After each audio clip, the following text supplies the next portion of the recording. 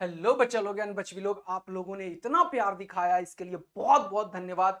Last वाले lecture को भी दोस्तों में अपने सबको बता दीजिए, शेयर कर लीजिए और इसे भी बच्चों जरूर शेयर कर लीजिए जितने आपके कॉन्टेक्ट्स हैं दोस्तों के सबको। इससे सबको एक अच्छा कंटेंट अच्छा लगेगा। मुझे एनर्जी और बल सिर्फ आप लोगों की वजह से मिलता है। Thank you. शुरू करते हैं। एक बेहतरीन सा लेक्चर आएगा। आज तक तुमने इस चैप्टर को ऐसा फील नहीं किया होगा, ये मेरा वादा है। 2 क्वेश्चन नीट में गारंटी आएगा, 3 भी हो सकता है, लेकिन आप लोग इनमें से पक्का करके आओगे नीट के, अगर ये पूरा लेक्चर को शांति से देख लिया तो। चलिए शुरू करते हैं एक और धमाकेदार सा लेक्चर। 100+ मार्क्स की विजय यात्रा में हम लोगों ने अपने पड़ाव को आगे बढ़ाते हुए मॉडर्न फिजिक्स से स्टार्ट किया है, क्योंकि मॉडर्न फिजिक्स में photo electric effect, nuclei, atom और सेमीकंडक्टर छोटे छोटे हैं और गारंटी है कि आपका क्वेश्चन गलत ही नहीं होने देगा। तो अगर आज के आज में 36 मार्क्स का तैयारी अपन कर लिए, ये 4 देके और वो करंट का 20, तो हो गया 56 मार्क्स की तैयारी आज के आज में, और अपन ये करने की पूरी जान लगा रखे हैं, करेंगे। चलिए शुरू करते हैं, समय को जरा भी बिना खत्म किए हुए। तो modern physics, dual nature and radiation and matter. देखो बेटा, एक्चुअल में समय क्यों लग रहा है कि कोई भी चीज है, जैसे क्वेश्चन है, मान लो कि क्वेश्चन है, तो क्वेश्चन जो हमारे पास है ना बेटा, आपके लिए बड़ा सोच समझ के ला रहा हूं, क्योंकि आपका कोई टेस्ट का खत्म ना हो। पीवाईक्यू से रिलेटेड जो सीधा क्वेश्चन नीट में भी बन पाए, प्लस ये फॉर्मेट मेरे पास नहीं है बच्चे, ये मुझे करने में समय लगता है, ये मुझे चेंज करने में समय लगता है, तो ये भी करवा रहा हूँ। ऑल्दो एक दो लोग हैं जो पूरा मदद कर रहे हैं, लेकिन क्वेश्चन मुझे देखना होता है, क्योंकि समय तो ज्यादा नहीं है, कौन सा कराओ नहीं कराओ, लेकिन मैं जान लगा रखा हूँ। आप लोग पेशेंस रखें, आपका बहुत बेस्ट होगा। मैं रात भर लगूंगा फिर से, लेकिन करता चला जाऊंगा। बस आप लोग अपना शांतिपूर्वक रखें, 7 घंटा जरूर सोएं और पूरा ध्यान पूर्वक जो जो लेक्चर आए जा रहे हैं उसको करते चला जाएं। मुझ पे विश्वास किया है तो मैं अपना तन और मन तो लगा ही रखा हूं, जितनी आत्मा में ताकत है पूरा लगाऊंगा, ये विश्वास करिए। पूरा कंप्लीट भी करूंगा, ये भी विश्वास रखिए। 100+ दिलाऊंगा तो दिलाऊंगा, ये है। चलिए शुरू करते हैं। तो फोटो इलेक्ट्रिक इफेक्ट सबसे पहले हमें समझना है बेटा। फोटो इलेक्ट्रिक इफेक्ट में क्या है सर, वो समझाइए पहले। फोटो इलेक्ट्रिक इफेक्ट को समझने से पहले, फोटो इलेक्ट्रिक इफेक्ट को समझने से पहले देखना बेटा ध्यान से, हमें कुछ चीज समझना पड़ेगा, जिसे हम बोलते हैं क्या, फोटोन थ्योरी ऑफ लाइट। क्या बोलते हैं बेटा? Photon theory of light. ध्यान से देखना बेटा, यानी कि इस चैप्टर में हम लाइट के बारे में पढ़ेंगे। फोटोन थ्योरी क्या है लाइट का, वो समझते हैं। तो हम लाइट के जो पार्टिकल्स हैं, उन पार्टिकल के जो पैकेट हैं, उसको फोटोन बोलते हैं। ठीक, तो हमने बोला है पहला चीज कि ये जो फोटोन है उसका रेस्ट मास 0 होता है। क्या होता है? रेस्ट मास 0 होता है। मतलब ये फोटोन का कोई भी मास डिफाइंड नहीं होता है, ये एक वेव है, इलेक्ट्रोमैग्नेटिक वेव है। ठीक है, बिल्कुल। ये क्या है? दूसरा चीज, इलेक्ट्रोमैग्नेटिक वेव है। क्या है ये? इलेक्ट्रोमैग्नेटिक वेव है। इसको चलने के लिए कोई भी मीडियम की आवश्यकता नहीं होती। ये कितने स्पीड से चलता है? 3 × 10⁸ मीटर पर सेकेंड से। अगला, अगला क्या सर? अगला क्या, ये जो लाइट फोटोन है, अगर इसका मास 0 है तो क्या ये चल रहा है? हाँ, कितने से? स्पीड ऑफ लाइट से भैया, दौड़ रहा है, दग दग दग दग दग दग दग दग दग दग दग। तो क्या इसके पास कोई एनर्जी है, कोई मोमेंटम है? तो यस। ये कौन बोलता है? फोटोन थ्योरी का स्टेटमेंट है ये, कि ये एक वेवलेंथ होता है। 2 कंसेक्यूटिव क्रस्ट या 2 कंसेक्यूटिव ट्रफ के बीच के डिस्टेंस को वेवलेंथ बोलते हैं। तो इसके पास एक एनर्जी होता है hc/λ, ये वेवलेंथ के टर्म में। ये 1 सेकंड में कितनी बार ऊपर नीचे करता है? इसको बोलते हैं फ्रीक्वेंसी, नंबर ऑफ ऑसिलेशन पर सेकंड। तो फ्रीक्वेंसी के टर्म में एनर्जी होता है एच न्यू, जहां पे एच क्या होता है? प्लैंक्स कांस्टेंट बेटा। और न्यू क्या होता है बेटा? फ्रीक्वेंसी। लैम्डा क्या होता है बेटा? Wave length. बहुत सुंदर, आगे आइए। क्या ये जो चल रहा है इसके पास मोमेंटम भी होता है? हाँ। तो यही फोटोन थ्योरी बोलता है कि एक लाइट का रेस्ट मास 0 है, इसका एनर्जी होता है ये, लेकिन इसका एनर्जी ऐसा नहीं होगा कि तुम ½ mv² लिख दो, ये नहीं होता है इसका एनर्जी, क्योंकि मास ही नहीं है, ये नहीं हो सकता, ये गलत है लिखना। इसके पास एक मोमेंटम होता है ई बाई सी के बराबर, और ई है एच सी बाय लैम्डा, तो एच सी बाय लैम्डा को सी से डिवाइड करोगे तो सी खत्म, यानी कि एच बाय लैम्डा के बराबर। यानी कि इसके पास एनर्जी मोमेंटम होता है, ये इस स्पीड से चलता है, रेस्ट मास 0 होता है। ये फोटोन थ्योरी ने बोला है हमें। जब हम पढ़ते हैं आइंस्टाइन फोटो इलेक्ट्रिक इफेक्ट, क्या पढ़ते हैं? Einstein photo electric effect. तो आइंस्टाइन ने क्या बोला कि कोई भी मेटल सरफेस, ये मान लो कोई मेटल सरफेस है, लेकिन आइंस्टाइन से पहले हॉलार्ड, लैंडविच, हॉलविच, इस सब ने क्या किया था? एक्सपेरिमेंट करके ऑलरेडी बता दिया था कि कोई भी मेटल सरफेस से गिरने से वेव इलेक्ट्रॉन निकलता है, लेकिन उन लोगों ने इंफ्रारेड यूज किया था, लाइट नहीं यूज किया था। लाइट आइंस्टाइन ने यूज किया। तो फोटो इलेक्ट्रिक इफेक्ट में आइंस्टाइन ने जब यूज किया तो उसने बोला कि लाइट के पास दो नेचर है, इसीलिए इसका नाम है ड्यूल नेचर। हिंदी में बड़ा लोग इसको एब्यूज समझते हैं। ड्यूल नेचर मतलब, तो कुछ लोग बोल देते हैं ना, अरे ये तो ऐसा आदमी है जिसके दो दो मुंह है, अभी बोलता कुछ है कभी कुछ और बोलता है, तो ऐसे लोगों को अच्छा नहीं माना जाता। तो वही है, लाइट वैसा ही है। लाइट क्या है? वैसा ही है, एकदम से। तो इसके पास एक पार्टिकल नेचर भी है और एक वेव नेचर भी है। तो दो तरीके का नेचर रखने वाले आदमी अच्छे नहीं होते, ऐसा लोग बोलते हैं। लेकिन पार्टिकल इसके पास है, लाइट के पास। तो ये यहां से क्लियर होता है। और वेव नेचर से ये इफेक्ट नहीं एक्सप्लेन होता। किससे होता है? पार्टिकल नेचर से फोटो इलेक्ट्रिक इफेक्ट एक्सप्लेन होता है। क्यों? अभी समझेंगे। तो अगर ये कोई मेटल सरफेस है, सपोज कर लो ये मेटल सरफेस है, तो इसमें क्या होगा? फ्री इलेक्ट्रॉन्स होंगे ढेर सारे। क्या होंगे दोस्त? फ्री इलेक्ट्रॉन होंगे ढेर सारे। फ्री इलेक्ट्रॉन होंगे मेटल पे।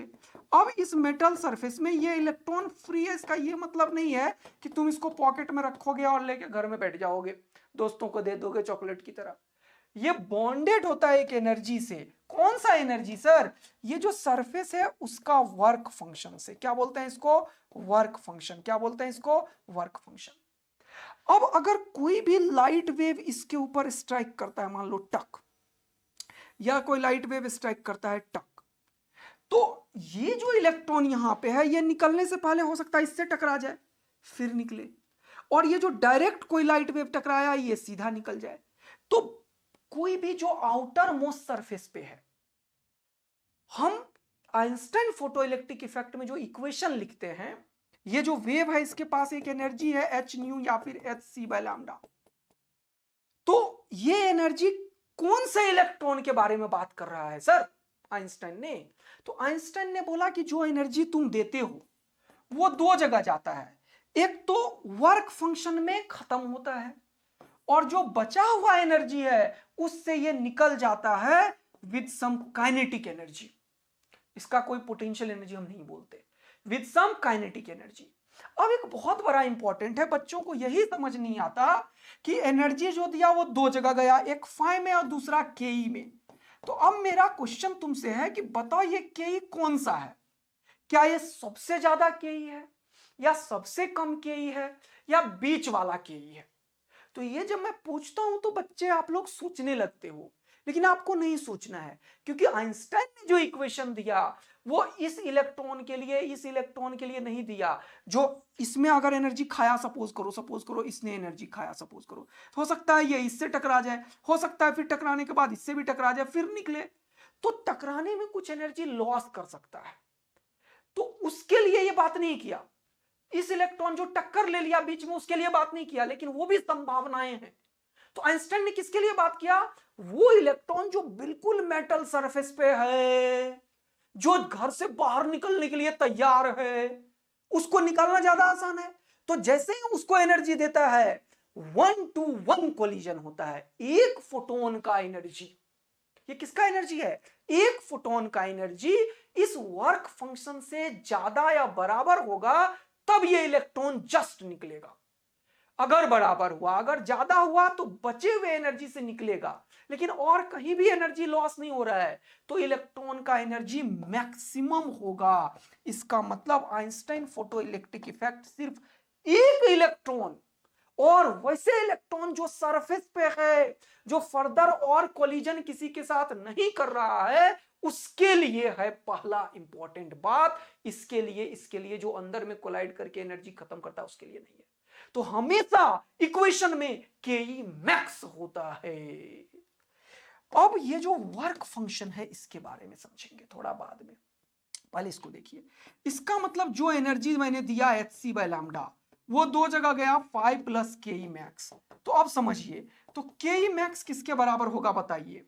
ये जो के ई मैक्स है वो किसके बराबर होगा, ये 5 इधर आया तो हो जाएगा h C by lambda minus 5 के बराबर। फिर से देखिए एक और बात, एनर्जी को एच न्यू भी लिखा जा सकता है और ये 5 प्लस के ई मैक्स होगा। बोल बेटा यहां पे क्या लिखेंगे, ये जो के ई मैक्स है ये इधर ही रहा तो ये 5 सब्ट्रैक्ट कर दो। तो दो फॉर्मूला है यहां से, एक वेवलेंथ के टर्म में एक फ्रीक्वेंसी के टर्म में। अब चीजों को थोड़ा समझेंगे। अब हम देखते हैं तो मैथमेटिक्स बोलता है कि अगर मैं काइनेटिक एनर्जी वर्सेस न्यू का ग्राफ बनाऊं, अगर मैं kinetic energy versus 1 by lambda का ग्राफ बनाऊं, तो ये y एक्सिस पे दे रहा हूं और ये x एक्सिस पे। तो ये चीज क्या है, ये स्लोप का काम करता है, स्लोप का। और ये चीज क्या है, ये एक y इंटरसेप्ट का काम करता है। इंटरसेप्ट क्या होता है सर, इंटरसेप्ट होता है कि जल्दी से देखिए इंटरसेप्ट क्या होता है सर।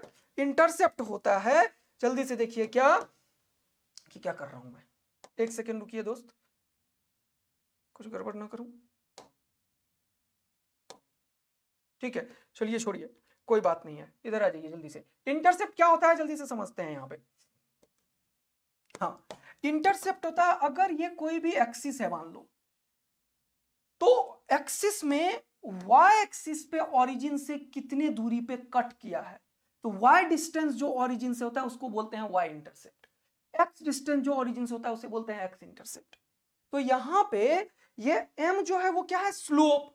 स्लोप दो तरीके का होता है, एक होता है पॉजिटिव स्लोप, एक होता है निगेटिव स्लोप। पॉजिटिव स्लोप के लिए ये जो एंगल है वो हमेशा 90 से छोटा होना चाहिए और निगेटिव स्लोप के लिए एंगल जो है वो हमेशा 90 से बड़ा होना चाहिए, लेट भी सकता है। तो ऐसा ऐसा ऐसा पॉजिटिव स्लोप और ऐसा ऐसा ऐसा नेगेटिव स्लोप। तो यहां पे स्लोप पॉजिटिव है, यहां भी एच सी पॉजिटिव है, तो पॉजिटिव स्लोप है, तो ग्राफ कैसा बनेगा, ऐसा। और y इंटरसेप्ट में -5 है, मतलब ओरिजिन से नीचे जाएगा, तो इससे ग्राफ बनेगा ऐसा, ये हो जाएगा -5। किसके बीच का ग्राफ है, kinetic energy maximum versus nu का ग्राफ। ऐसे ही kinetic energy maximum versus 1 by lambda का भी ग्राफ ऐसा ही होगा। जल्दी बता दीजिए आप लोग, यस सर, ये हो जाएगा -5। क्योंकि इस बार एच सी स्लोप है तो ये 1 बाय लैम्डा के बीच में ग्राफ बनाया मैंने, तभी ये स्लोप है। और स्लोप को इंडिकेट करते हैं किससे, tan थीटा से। तो अगर तुमसे कोई पूछे कि ये tan थीटा कितना होगा, तो क्या बोलोगे, न्यू में h होगा। तो इससे प्रैक्टिकल क्वेश्चन आ सकता है। ठीक, tan थीटा ये और ये बराबर है तो tan थीटा निकालो तो ये हो जाएगा p बाई बी, तो तुरंत से प्लैंक्स कांस्टेंट का वैल्यू निकल सकता है। यहां पे ये tan थीटा 2 कितना होगा, ये hc के बराबर होगा इसका स्लोप। और एक मेटल है तो ऐसा लाइन है, क्योंकि हर एक मेटल का वर्क फंक्शन फाई अलग अलग होता है, तो दूसरा मेटल अगर हुआ तो दूसरा हो सकता है, कम भी और ज्यादा भी, इट डिपेंड्स, लेकिन ऐसे ही होगा। और सबका स्लोप hc होगा, क्योंकि मेटल अलग अलग होने से चेंज क्या हो रहा है, क्या चेंज हो रहा है, इसका स्लोप कांस्टेंट होगा, ध्यान रखना स्लोप कांस्टेंट होगा। इसीलिए ये बहुत इंपॉर्टेंट है कि ये लाइंस पैरेलल होंगे, क्योंकि यहां से एंगल सबका बराबर होगा, HC। तो ये क्वेश्चन एग्जाम में आता है, काइनेटिक एनर्जी वर्सेस न्यू और 1 बाय लैम्डा का ग्राफ। याद हो गया बेटा। अब इसके बाद एक बड़ा ही इंपॉर्टेंट चीज है, क्या सर, अब एक चीज हम पढ़ेंगे, एक्सपेरिमेंटल वेरिफिकेशन। अब ये दोनों पढ़ के अपना काम हो जाएगा, एक्सपेरिमेंटल वेरिफिकेशन। चलो देखो ध्यान से, तो यहां पे एक्सपेरिमेंटल वेरिफिकेशन में क्या होता है, हमने क्या किया, एक वैक्यूम ट्यूब बनाया जिसमें हमने यहाँ पे कैथोड एनोड ले लिया, इसको क्या किया, एक वेरिएबल बैटरी से लगा दिया, यहां पे क्या किया मैंने, लाइट वेव दिया, तो लाइट वेव देने से इलेक्ट्रॉन इजेक्ट हुआ, इलेक्ट्रॉन इजेक्ट हुआ, इलेक्ट्रॉन इजेक्ट हुआ, इलेक्ट्रॉन इजेक्ट हुआ। अब अभी मैंने बताया कि इलेक्ट्रॉन इजेक्ट हुआ, तो कोई बहुत तेज वाला भी इजेक्ट हो सकता है, छोटे वाला भी इजेक्ट हो सकता है, थोड़ा एकदम मरा हुआ एनर्जी वाला भी इजेक्ट हो सकता है। तो इस ड्यूरेशन में बहुत सारे इलेक्ट्रॉन इजेक्ट हुए, और जब बहुत सारा इलेक्ट्रॉन इजेक्ट हुए तो एक तेज चलने वाला इलेक्ट्रॉन है जो तुरंत यहां आ गया होगा, एक उससे कम काइनेटिक एनर्जी वाला बीच में कहीं होगा, एक बहुत ही निकला ही है बस कम काइनेटिक एनर्जी से, बहुत टकरा लिया था अंदर ही मेटल के, तो इस स्पेस में पूरा इलेक्ट्रॉन भर जाएगा, बोलो हाँ या ना, हाँ सर। तो ये चल चल के यहां पहुंचेगा, तो यहां पे एक इंस्ट्रूमेंट अमीटर लगा देंगे, तो ये क्या करेगा, करंट को मेजर करेगा। अभी हम पोटेंशियल को जीरो रख रखे हैं, अभी हम इस पोटेंशियल को जीरो रख रखे हैं, बिल्कुल नहीं। तो हुआ क्या कि जैसे ही ये फोटो इलेक्ट्रिक आया तो ये इलेक्ट्रॉन इजेक्ट हुआ, इसका क्या मतलब कि इस मेटल का जो वर्क फंक्शन होगा उससे ज्यादा या बराबर की एनर्जी होगी इसकी, यानी कि तब ही इजेक्शन पॉसिबल है जब ये energy greater than work function हो, ग्रेटर देन या इक्वल टू हो तो जस्ट निकलेगा विद जीरो काइनेटिक एनर्जी। अगर मैं बोलूं कि ये काइनेटिक एनर्जी जीरो हो जाए तो उस समय में ई फाई के बराबर हो जाता है, और उसी को बोलते हैं वर्क फंक्शन। तो वर्क फंक्शन का एक जबरदस्त एग्जांपल दे रहा हूं मैं कि वर्क फंक्शन वो एनर्जी है जब काइनेटिक एनर्जी जो होगा वो जीरो होगा। तो वैसे केस में कभी भी वर्क फंक्शन निकालना हो तो किसके बराबर होगा, h C by lambda nought के, या फिर work function h nu nought के, क्योंकि दोनों इक्वेशन में ये जीरो हो गया, तो या तो लैम्डा नोट या न्यू नोट।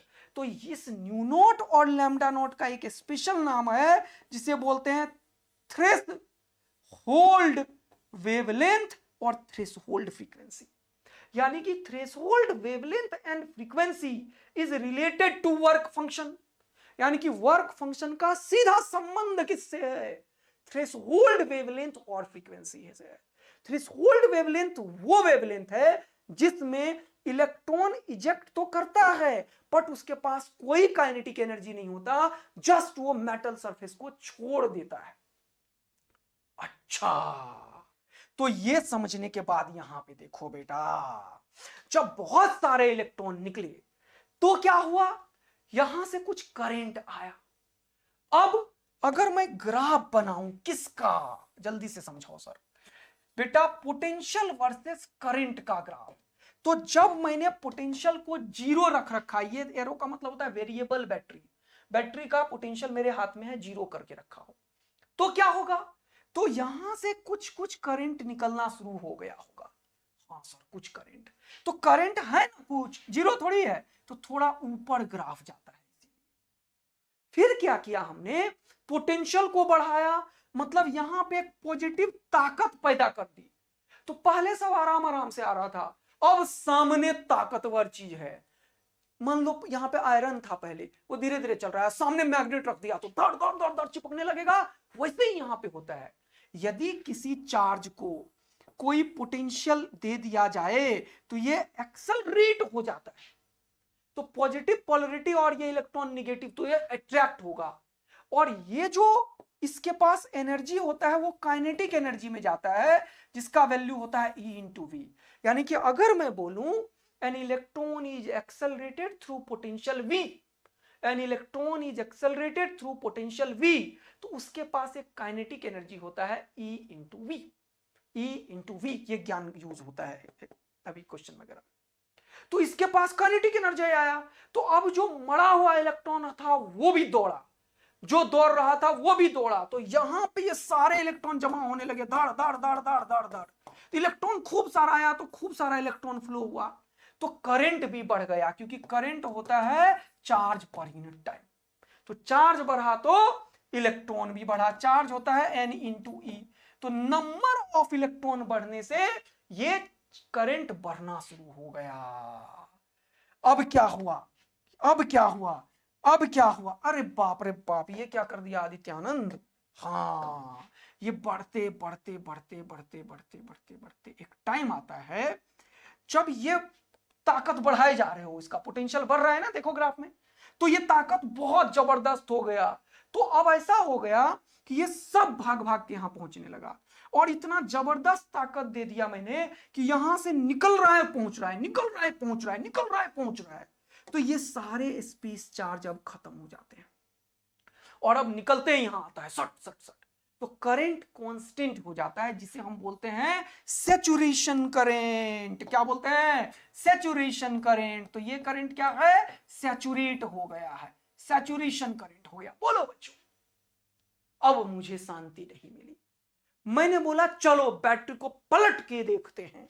तो जैसे ही बैटरी को पलटी मारा दोस्त, जैसे ही बैटरी को पलटी मारा मतलब इधर कर दिया पॉजिटिव, तो अब जो इलेक्ट्रॉन निकल रहा था उसे ये बोल रहा है चल अपने घर, मैं अंदर खींच रहा हूं। तो जब polarity of the battery is change, तो क्या हुआ, इलेक्ट्रॉन जो जा रहा है, ऐसा समझो कि मैं जा रहा हूं, मेरा शर्ट पकड़ के कोई पीछे खींच रहा है, तो मैं जा पाऊंगा क्या, धीरे धीरे जा पाऊंगा और आराम से। कोई बहुत ताकतवर, और ये पोटेंशियल को मैं बढ़ा रहा हूं, देख रहा हूं क्या हो रहा है, तो पोटेंशियल बढ़ाया, तो जो इलेक्ट्रॉन धीरा मुड़ा था उसको तो सट सट रोक दिया, जो सबसे ताकतवर इलेक्ट्रॉन था।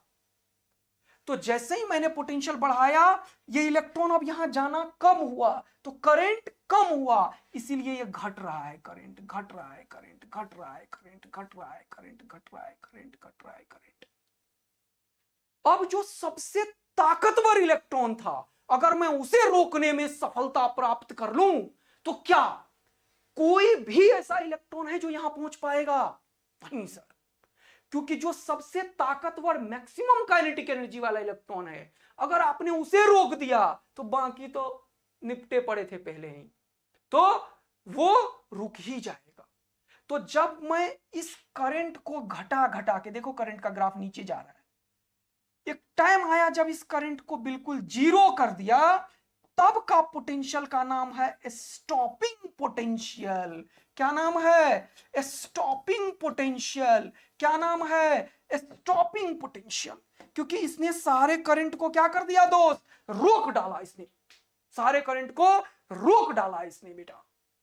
अब देखो ध्यान से, तो स्टॉपिंग पोटेंशियल किससे संबंध रखता है, stopping potential is related to maximum kinetic energy.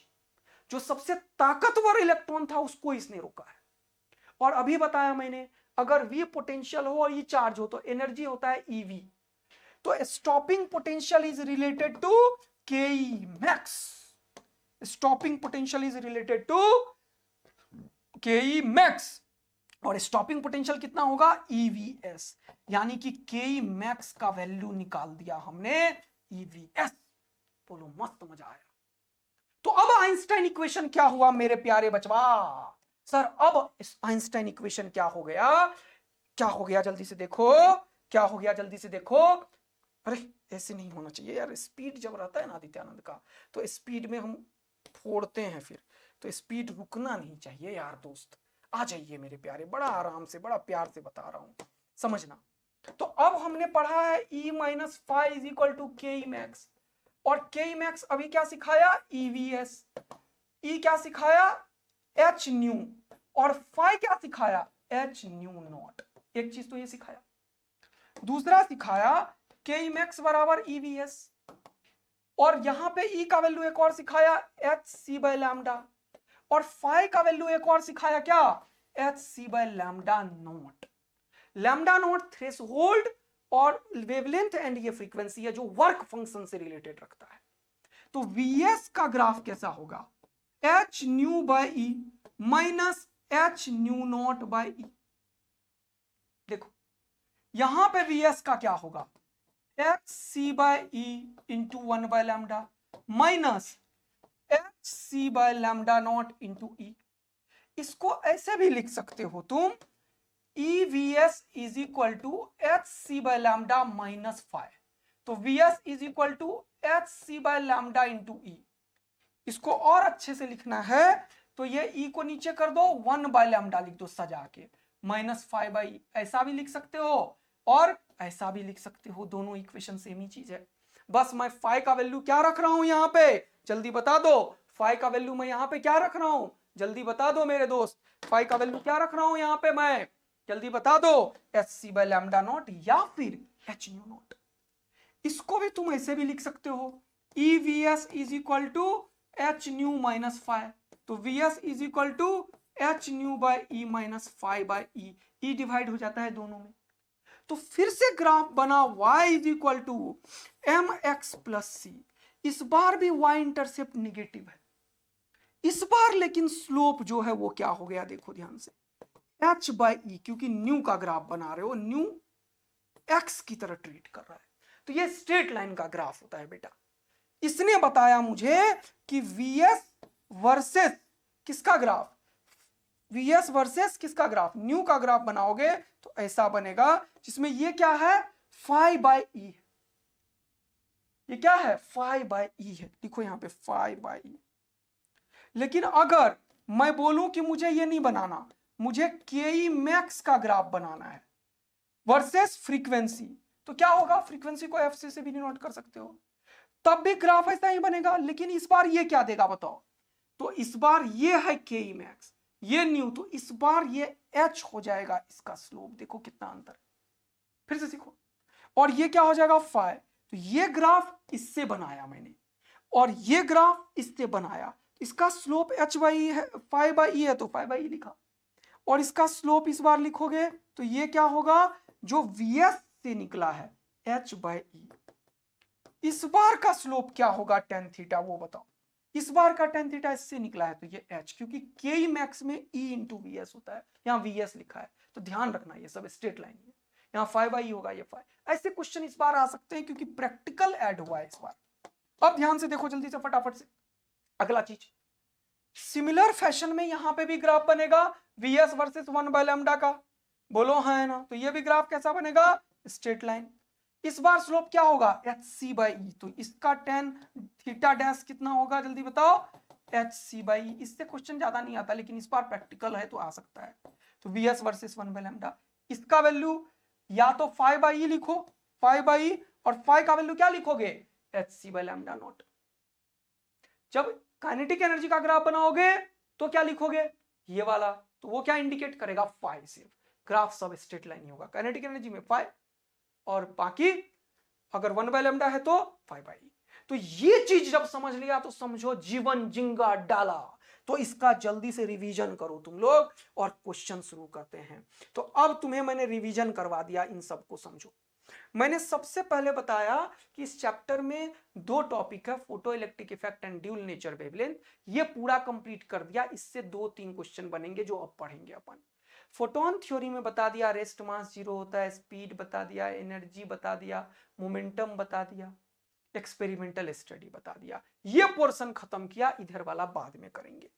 फिर क्या पढ़ाया मैंने कि फोटो इलेक्ट्रिक इफेक्ट में दो चीज है, एक है क्या, एक्सपेरिमेंटल स्टडी जो यहां पे समराइज किया मैंने, और एक क्या है जल्दी से बताओ, आइंस्टाइन इक्वेशन, जो क्या बोलता है कि ये जो एनर्जी है वो फाइ से ज्यादा होना चाहिए तभी ये इलेक्ट्रॉन निकालेगा।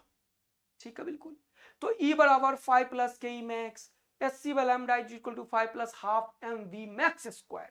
अगर काइनेटिक एनर्जी बात करता है तो हमेशा मैक्सिमम वेलोसिटी निकालेगा। Kinetic energy E minus phi के बराबर होगा H nu minus H nu naught, या H C by lambda minus H C by lambda not.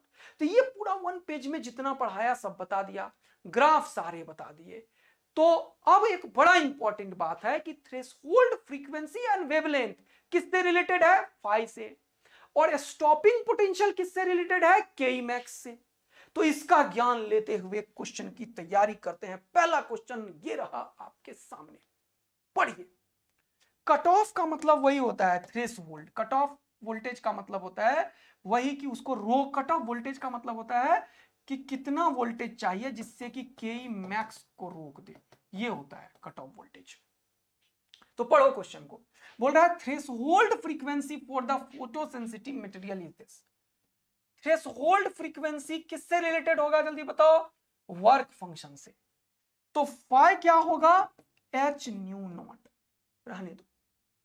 फिर बोल रहा है थ्रेशोल्ड फ्रीक्वेंसी है ये hertz, if light of frequency this hertz is incident on the metal, तो एनर्जी कितना है? h इंटू दिस 8.2 इंटू 10 का पावर 14, और ये क्या है? h इंटू 3.3 इंटू 10 का पावर 14। तो सबसे पहले देखो कि क्या ये E ग्रेटर देन 5 है या नहीं है। तो यहाँ 8.2 है, यहाँ 3.3 ही है, तो कम है, इसका मतलब निकालेगा इलेक्ट्रॉन ये। समटाइम्स यदि ऐसा ना हो तो इलेक्ट्रॉन ही नहीं निकालेगा, तो काइनेटिक एनर्जी कितना होगा? 0। काइनेटिक एनर्जी कितना होगा? 0। ओके, थूक आ रहा था मुंह में। तो अब क्या हुआ सर? तो ये निकालेगा क्या? इलेक्ट्रॉन। तो पूछ रहा था cut off voltage for the photo electric emission. Cut off voltage का मतलब तुमसे पूछा है क्या? ये Vs। तो ये किससे रिलेटेड है? Ke max। तो पहले इक्वेशन लगाओ, Ke max किसके बराबर होगा? ये होगा E माइनस फाइव के। तो E माइनस फाइव करो, E ये है और फाइव ये है, दोनों को घटा दो, तो H के टर्म में आंसर आ जाएगा। बोलो हाँ है ना? बोलो हाँ है ना? बोलो हाँ है ना? ठीक। अब ये जो Ke max है उसको क्या करोगे? EVS से करोगे, तो ये E से नीचे डिवाइड हो जाएगा। तो अब क्या बचा? Planck's constant divided by.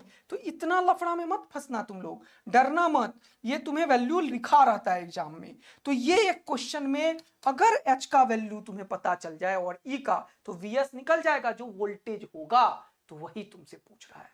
क्या कर पाओगे? कट ऑफ का मतलब VS, ऐसा समझो। ठीक, पक्का? कोई भी दिक्कत? अगला क्वेश्चन देखो क्या आ सकता है इस साल, पढ़ो। बोला according to Einstein photoelectric equation the graph between kinetic energy and photo electrons is. तो Ke और फ्रीक्वेंसी का ग्राफ कैसा बताया था अभी कि Ke जब भी होगा तो स्ट्रेट लाइन होगा ऐसा, ये नीचे वाला पोर्शन नहीं लिखा, ये होगा, ये सब थोड़ी होगा। पॉजिटिव स्लोप थोड़ी होता है, जीरो स्लोप थोड़ी होता है, पॉजिटिव स्लोप थोड़ी होता है, निगेटिव स्लोप होता है। देखा कैसे क्वेश्चन पूछ रहे हैं? अगला देखो, ये क्वेश्चन भी Ke max वर्सेस फ्रीक्वेंसी का ग्राफ है, तो स्ट्रेट लाइन होता है, जिसमें ये क्या इंडिकेट करता है? फाई को। तो यही पूछा है, पढ़ लो। ये क्वेश्चन मैं क्यों करा रहा हूं कि मुझे लग रहा है ऐसा क्वेश्चन आएगा, क्योंकि इस बार एक्सपेरिमेंट ऐड हुआ। तो Ke max वर्सेस फ्रीक्वेंसी का ग्राफ ऐसा ही होता है। तो पूछ रहा है वर्क फंक्शन, वर्क फंक्शन मतलब फाई।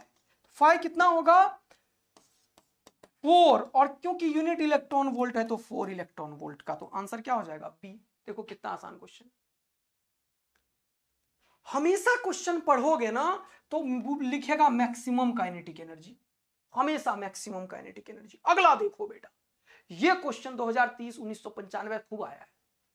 बोल रहा है the work function of the metal ABC are 1.92, 2.0 एंड 5 electron volt according to Einstein equation metal which will emit photoelectrons for a radiation of wavelength 4100।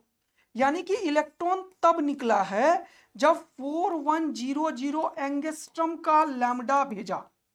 इसका मतलब इसके पास एनर्जी होगा Hc बाय लैम्डा। अब ध्यान रखना कि इस Hc का वैल्यू होता है 1240 इलेक्ट्रॉन वोल्ट नैनोमीटर, जब लैम्डा हो नैनोमीटर में।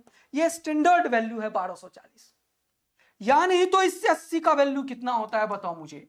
इसका वैल्यू होता है 12400 इलेक्ट्रॉन वोल्ट नैनोमीटर।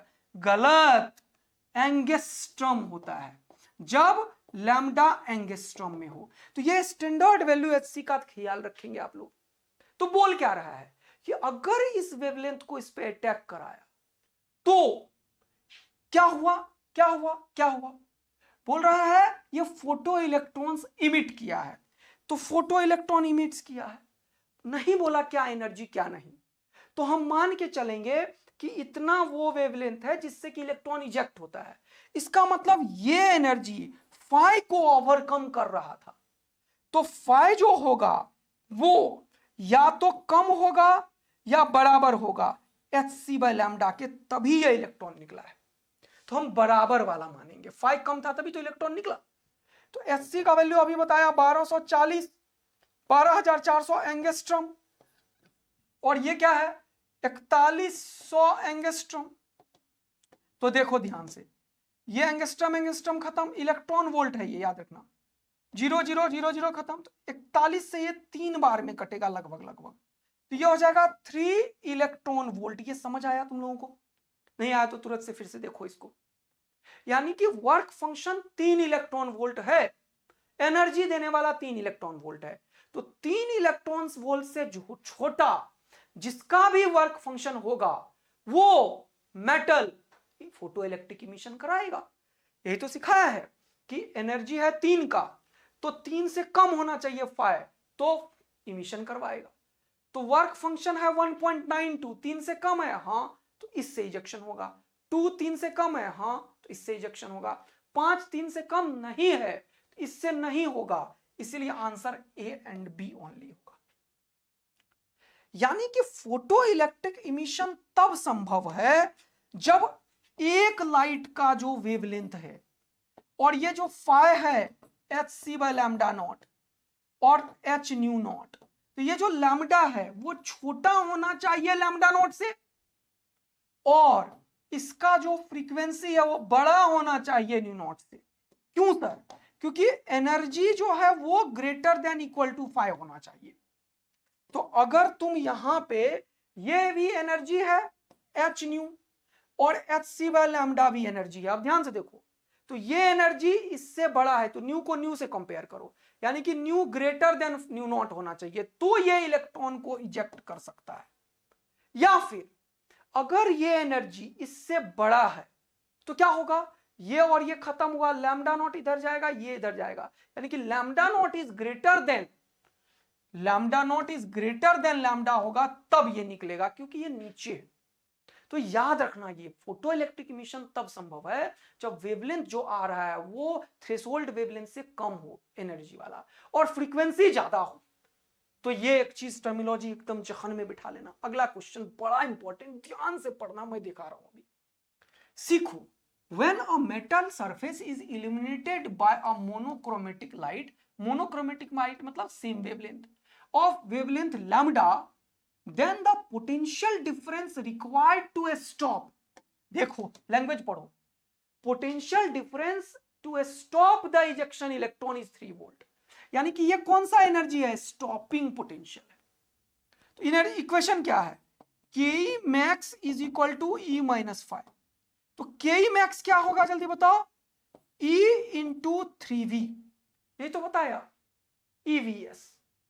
तो VS के बारे में बोल रहा है कि potential difference to stop the electron, उसी को तो बताया था, क्या स्टॉपिंग पोटेंशियल। स्टॉपिंग पोटेंशियल क्या है जल्दी बताओ, to stop the electron. Stopping potential क्या है जल्दी बताओ, टू स्टॉप द इलेक्ट्रॉन। यही तो सिखाया है मैंने, जल्दी बोलो हाँ है ना, फटाफट से आ रहा है समझ में मेरे दोस्त जल्दी बताओ। हाँ सर यही तो सिखाया आपने कि stopping potential is related to K max, है ना।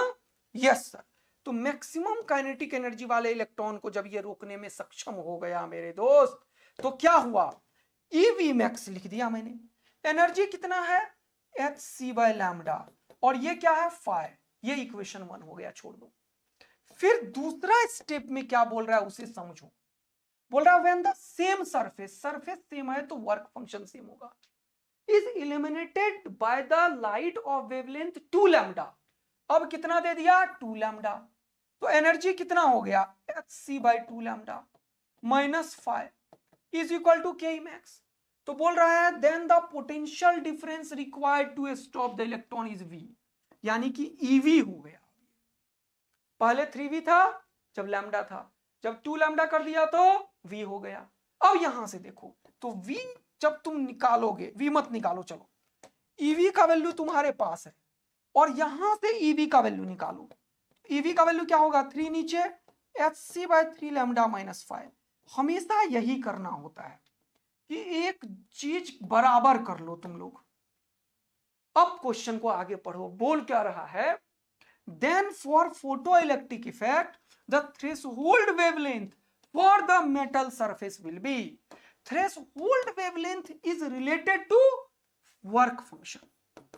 वेवलेंथ पूछा तो हम लिखेंगे hc by lambda नॉट. हमें निकालना है ये लैम्डा नॉट, तो लैम्डा नॉट क्या होगा, hc by phi. क्या समझ आया?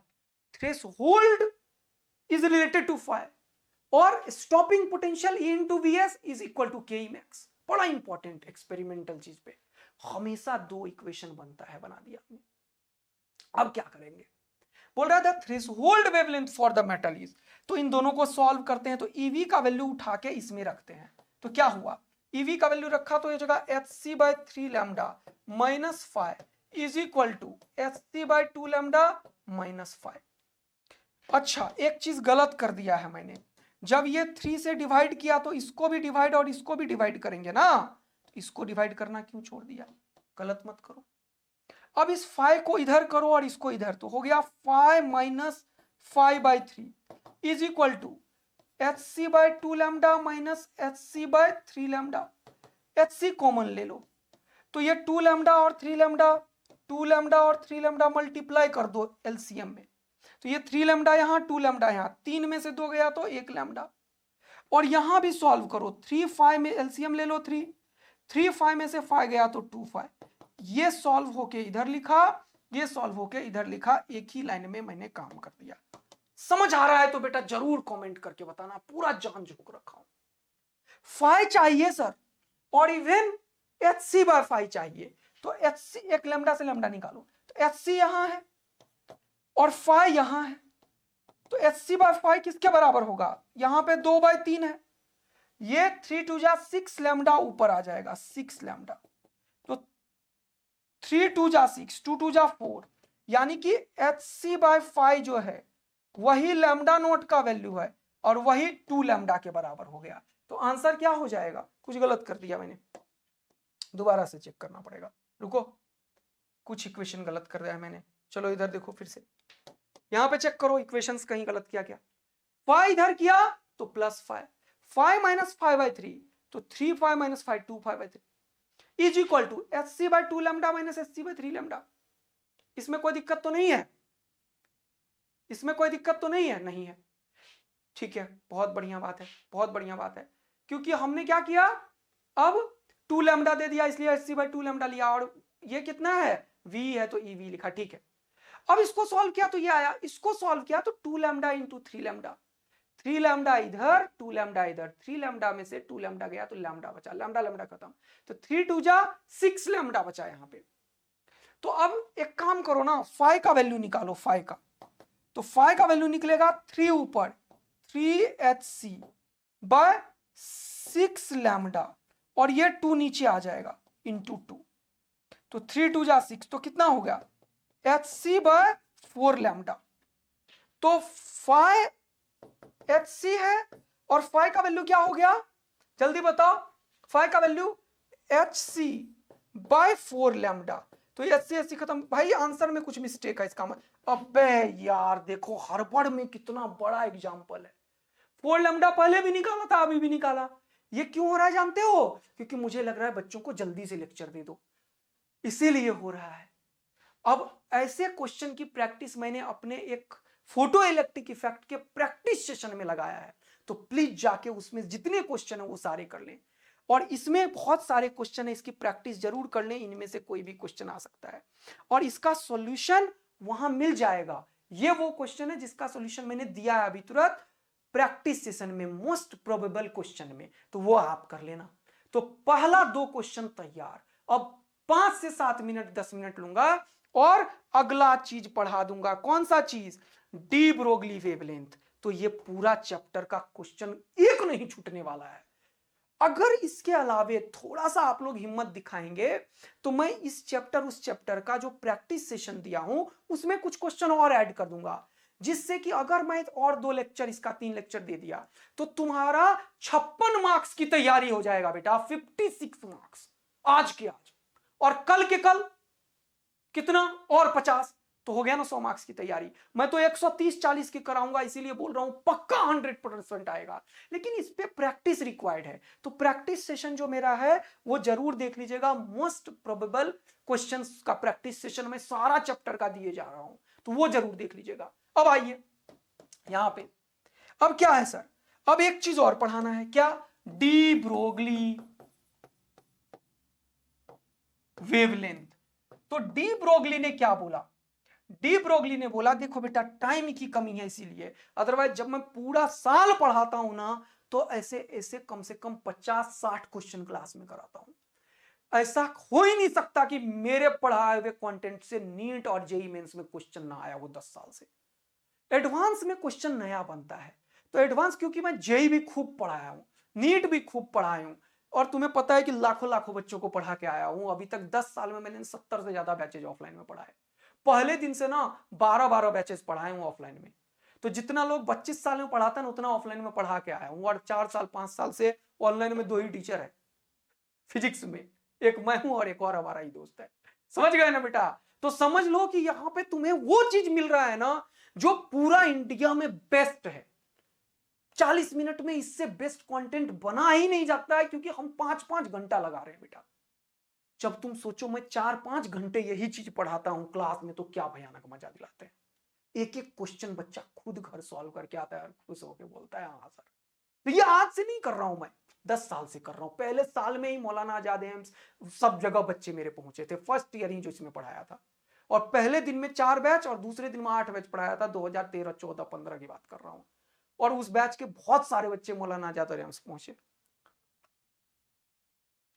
और उसके बाद तो रिजल्ट पे ही काम किया हूं जीवन में हमेशा। तुम्हारा भी आएगा, विश्वास रखो, धैर्य रखो। तुम्हारे सामने जो बंदा खड़ा है ना उसके कलेजा में दम है, बस तुम अपना दम दिखाओ, विश्वास दिखाओ, देखो कैसे होता है। आ जाओ डी ब्रोगली वेवलेंथ, क्योंकि परसों तरसों के नीट के क्वेश्चन में इन्हीं में से क्वेश्चन होगा, दिखाऊंगा पेपर। इंडिया में सबसे फास्टेस्ट सॉल्यूशन पेपर का लाइव होगा, तुम लोगों का वेलकम है, आ जाना, अपन करेंगे। डी ब्रोगली वेवलेंथ क्या होता है?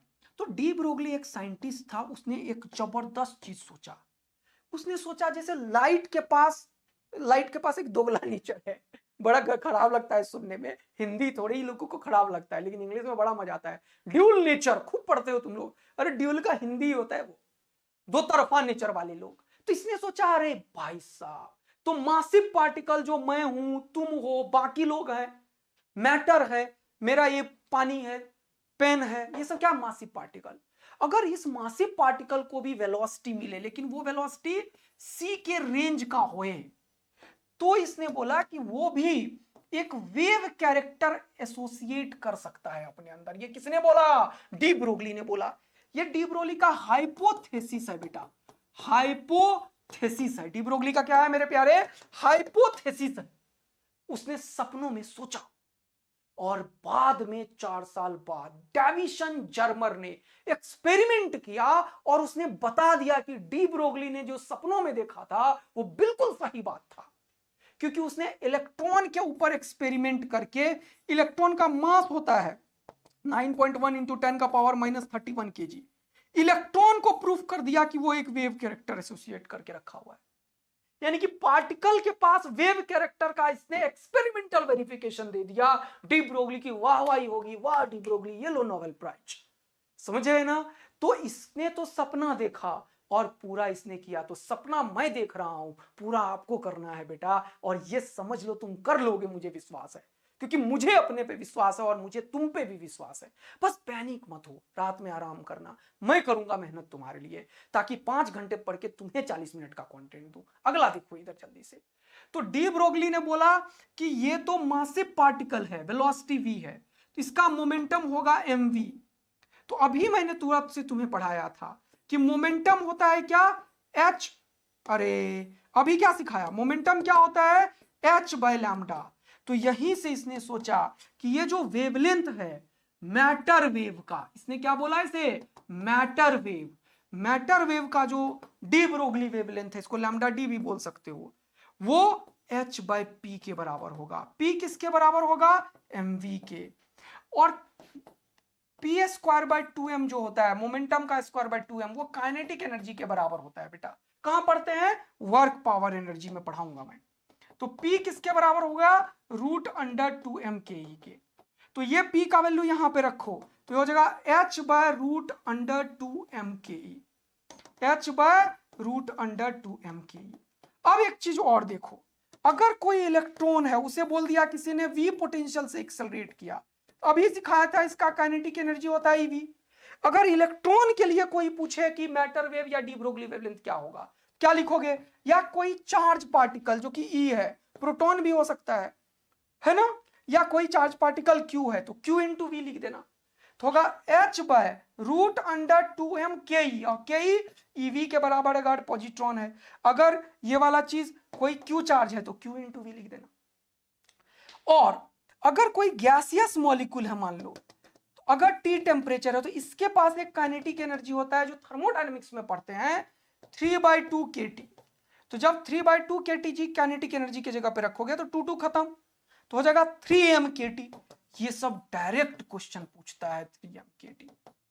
और भी ढेर सारे तरीके से, बस तुम्हें निकालना क्या है, वेलोसिटी या मोमेंटम, और डिवाइड करते चलना है, h/p वेवलेंथ मिलता चला जाएगा।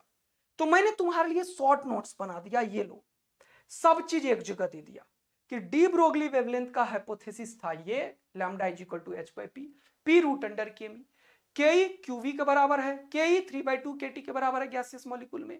और अगर कोई चार्ज पार्टिकल रुका है और उसको एक्सेलरेशन ए दिया तो वेलोसिटी थोड़ी देर के बाद 80 हो जाएगा, तो मोमेंटम क्या होगा, मास इंटू वेलोसिटी, तो m80 हो जाएगा। तो इससे इन सब से हम क्या निकाल सकते हैं, डी ब्रोगली वेवलेंथ। तो D Broglie wavelength h/mv, h/p, h/√Tm ke ev 3/2 kT m80 कुछ भी हो सकता है।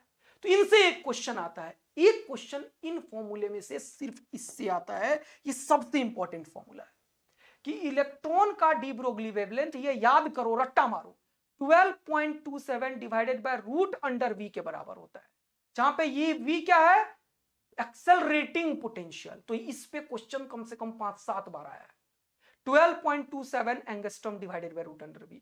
लेकिन मैंने प्रोटॉन का भी लिख दिया है, न्यूट्रॉन का भी लिख दिया है, अल्फा पार्टिकल का भी लिख दिया, लेकिन ये और ये सब तो याद रखना। क्वेश्चन करते हैं, चलो। हमने बताया तुम्हें कि lambda is proportional to p, तो जब भी कभी ऐसा इनवर्सली प्रोपोर्शनल ग्राफ होता है तो वो ग्राफ होता है इनवर्सली प्रोपोर्शनल का रेक्टेंगुलर हाइपरबोलिक, इसको बोलते हैं। तो क्या हो जाएगा, देखो क्वेश्चन, पहला यही क्वेश्चन नीट में आया है 3 बार कि graph shows variation of D Broglie wavelength associated with momentum, क्या होगा, ये वाला। अगला क्वेश्चन बोल रहा है electron is accelerated from rest with the potential difference v volt, the de Broglie wavelength is this, ये लैम्डा दे दिया, ये v वोल्ट दे दिया, बोला पोटेंशियल डिफरेंस बताओ। तो ये किसके लिए है, इलेक्ट्रॉन के लिए। अभी क्या बताया इलेक्ट्रॉन के लिए, 12.27 एंगस्ट्रम को 10⁻⁻10 मीटर लिखते हैं, याद रखना, 1 angstrom is equal to 10⁻⁻10 metre by √v। अब तुम्हें लैम्डा दे रखा है तो लैम्डा इधर कर दो, तो √v इधर कर दो, तो 12.27 इंटू 10⁻⁻10 डिवाइडेड बाय लैम्डा का वैल्यू उठाओ 1.227 इंटू 10⁻⁻2। अब देखो पॉइंट उड़ाया तो यहां पे बना 1000, यहां पॉइंट उड़ाया तो 1, 2 डिजिट है तो 2 जीरो, खुपाच खुपाच टकाक टकाक, ये 2 ऊपर जाएगा तो ये बन जाएगा 100 और ये भी खत्म हो जाएगा। अब ये और ये दोनों निपट गया, यहां बचा 2 जीरो, और क्या, ये नैनोमीटर है, गलती कर दिया मैंने, ये 1.227 इंटू 10⁻⁻2 नैनोमीटर यहां था, तो इसको नैनो बनाने के लिए मीटर में 10⁻⁻9 भी देना पड़ेगा। तो अब क्या हुआ, 10⁻⁻10 और ये 9 खत्म हो गया, तो 10 का पावर कितना होगा जल्दी बताओ, -1।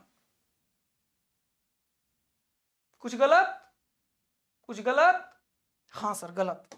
तो दोबारा से देखेंगे कैलकुलेशन, क्या कैलकुलेशन कर लोगे, एक बार कर लोगे कैलकुलेशन तुम लोग, जल्दी से बताओ, कर लोगे तो आंसर बताओगे पक्का, गारंटी। तो इसका आंसर बता देना, ये इधर जाना है, इधर जाना। ये क्वेश्चन का सॉल्यूशन मिल जाएगा मेरे प्रैक्टिस सेशन वाले में, उसमें है ये क्वेश्चन, लिया है मैंने फोटो इलेक्ट्रिक का सेशन, और इसमें तो ये क्वेश्चन भी प्रैक्टिस कर लेना तुम लोग। और देखो अब एक क्वेश्चन ये देखो कितना मस्त है, जल्दी से करो, अभी पढ़ाया, सीधा आता है नीट में ये, D Broglie wavelength of neutron in thermal equilibrium in heavy water at temperature T, तो क्या होगा h/3m kT, सीधा फॉर्मूला। एक और क्वेश्चन करवाऊंगा मैं, उसका सॉल्यूशन मिल जाएगा, देख लेना, प्रैक्टिस सेशन में प्रैक्टिस कर लेना बेटा। 100% 2 क्वेश्चन गारंटी आज 8 मार्क्स इस सेशन से।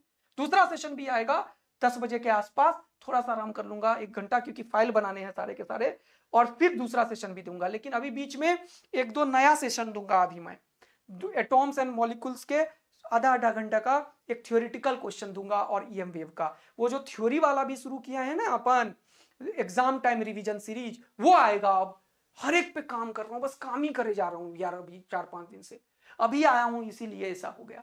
नहीं तो अपन तो पूरा अच्छे से करते, लेकिन कर देंगे अभी भी। 100 मार्क्स तुम्हें दिलाऊंगा, गारंटी है। रात भर जगूंगा आज मैं। एन इलेक्ट्रॉन, आप लोग मत जगना बेटा, आप लोग सो जाना 7 बजे, 10-11 बजे, 7 घंटा जरूर सोना बेटा, फिर अर्ली मॉर्निंग उठ जाना, मेरा लेक्चर मिल जाएगा 7 बजे तक, 10 बजे रात को फिर से दूंगा। आ जाओ इधर। An electron of mass m with an initial velocity of v is equal to v naught I cap। पढ़ो इस क्वेश्चन को। देखो इलेक्ट्रॉन है जिसके पास एक वेलोसिटी है v नॉट I कैप में, enters in an electric field और minus E naught, electric field इधर है, क्यों माइनस के चलते I के अपोजिट में लिखा मैंने। बोल रहा है at t is equal to 0 lambda naught is the de Broglie wavelength initially. तो t इज इक्वल टू 0 पे लैम्डा नॉट कितना होगा, h by m v naught, क्योंकि t इज इक्वल टू 0 पे इतना वेलोसिटी है और मोमेंटम एम वी नॉट हो गया। बोल रहा है then it's de Broglie wavelength at time t, किसी पर्टिकुलर टाइम t के बाद इसका वेवलेंथ बताओ। तो वेलोसिटी इधर है और ये इलेक्ट्रॉन है, तो इलेक्ट्रॉन पे इलेक्ट्रिक फील्ड के अपोजिट डायरेक्शन में फोर्स लगता है, इसके चलते एक्सेलरेशन पैदा होगा इतना। तो t टाइम के बाद इसका वेलोसिटी क्या होगा, v बराबर v naught plus a t. V naught तो ये है, वी नॉट तो ये है, और a क्या है, e by m into t. बोलो हाँ है ना, पक्का। तो यहां से अगर तुम देखोगे कि ये हो गया v, तो डी ब्रोगली वेवलेंथ अभी क्या सिखाया, h by m into v at t, तो ये होगा v naught plus e t by m. अब ये ऑप्शन में कहीं नहीं दिख रहा है तुम्हें, m कहीं नहीं दिख रहा है, तो अब सोचो कि क्या किया जाए। तो ये v नॉट को बाहर निकालो, तो v नॉट को जब बाहर निकालोगे तो m v नॉट हो जाएगा।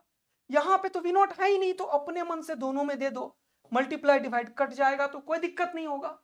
ऊपर वाला तो निकल गया, तो बचा 1 प्लस ये क्या निकला यहां से, v नॉट, तो हो गया e t by m v naught. अब h by m v naught किसके बराबर है, लैम्डा नॉट के, तो आंसर क्या हो गया, इसके बदले लिखो लैम्डा नॉट, और ये हो गया 1 plus e t by m v naught. किधर है ऑप्शन, देखो किधर है option, lambda naught by 1 plus, ये आंसर। अगर तुम्हें इस चैप्टर में पूरा मजा आया है, जबरदस्त वाला, तो इसके प्रैक्टिस सेशन को कर लीजिएगा। 1-2 न्यूमेरिकल्स होमवर्क दे रहा हूं यहां पे सारा, और ये सारा न्यूमेरिकल का सॉल्यूशन वहां पे है। तो ये जो इस तरीके से तुम्हारे लिए धमाका मचाते हैं वो बहुत ही काम का है।